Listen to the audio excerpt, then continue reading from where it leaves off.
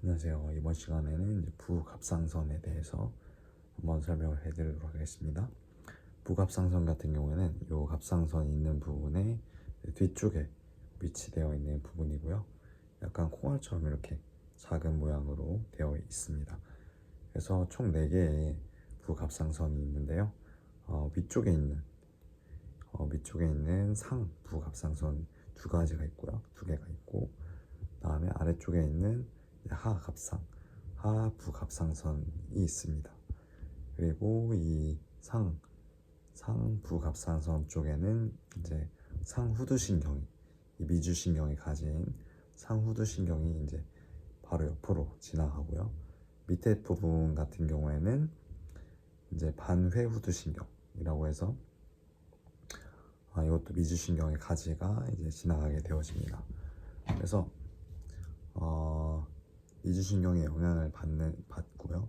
이 부갑상선의 이제 두께 같은 경우엔 약 2mm 정도, 그 다음에 가로의 길이는 약 4mm 정도, 그리고 세로의 길이는 약 8mm 정도라고 생각을 하시면 되겠습니다. 그래서 이 부갑상선이 하는 역할들이 있는데, 이제 가장 중요한 역할 중에 하나는 칼슘 농도를 조절한다는 것입니다.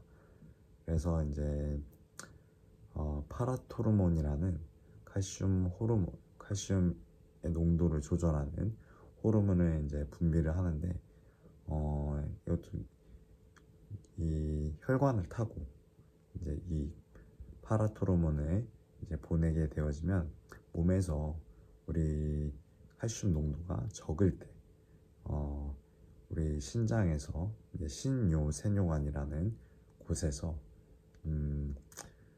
재흡수를 시킵니다.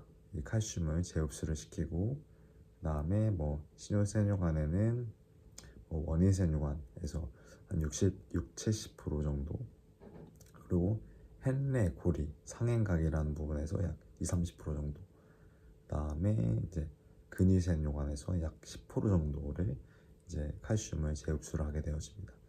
또 한 곳은 이제 소장입니다. 소장에서도 이제 요 파라토르몬 호르몬을 보내게 되어지면은 소장에서 재흡수가 일어나게 되어집니다. 그래서 우리 몸에서 이제 칼슘의 농도를 조절을 하는데요. 만약에 부갑상선 호르몬이 기능이 잘 안 된다 그러면은 요 호르몬이 제대로 역할이 안 되기 때문에 우리 몸의 칼슘 농도를 제대로 조절할 수 없습니다.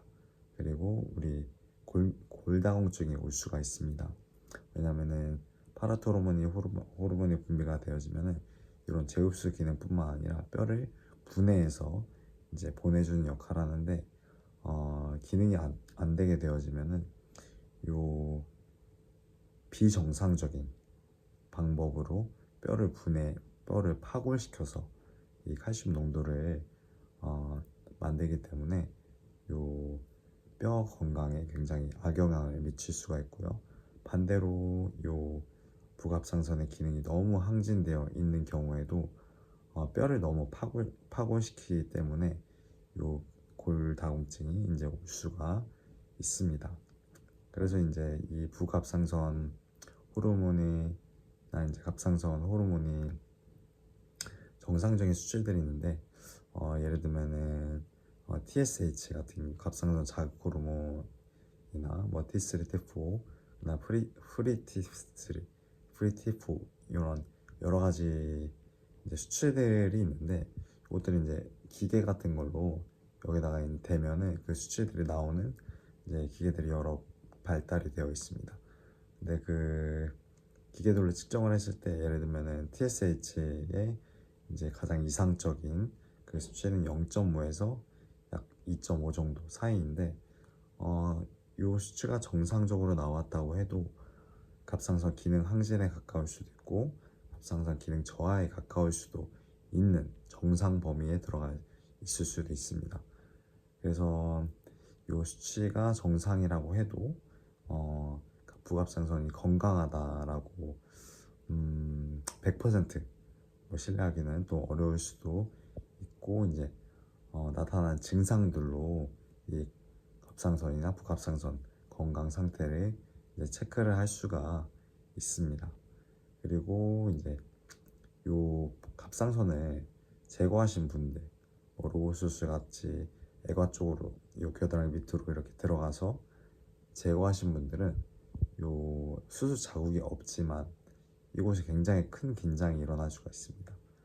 그래서 요 목 디스크랑 비슷한 증상이 나타나는데 이 갑상선의 문제 때문에, 이 갑상선의 긴장들 때문에, 아니면 이 근처에 있는, 예를 들면은 흉골, 뭐 설골 근육, 아니면 흉골 갑상 근육, 그 다음에 뭐 견갑, 설골 근육들, 이런 근육들의 긴장 때문에 문제가 나타나는 경우가 있는데, 그런 분들은 누웠을 때 어, 아픕니다.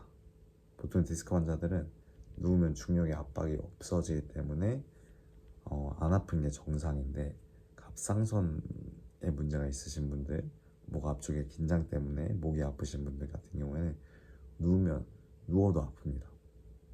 그리고 베개가 높다는 특징이 있습니다. 베개를 높이 베야 이 짧은 부분, 경직된 부분을 계속 유지할 수 있기 때문이죠. 이게 늘어나면 이 부분이 아프게 되는 것입니다.